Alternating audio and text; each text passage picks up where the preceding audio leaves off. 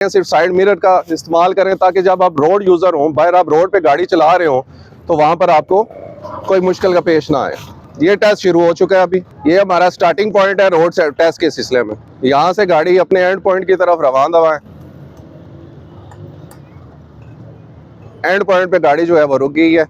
अब यहाँ से इन्होंने जैसे ये गाड़ी आगे फॉरवर्ड लेके गए हैं, एज इट इज़ इन्होंने गाड़ी बैक करके लानी है। सबसे मुश्किल पॉइंट जो होता है वो इस जगह पे होता है। ड्राइवर जो है उसको चाहिए कि इस जगह पे एक तो गाड़ी की अपनी स्पीड बिल्कुल स्लो कर ले, दूसरा कोन की बेस को देखे।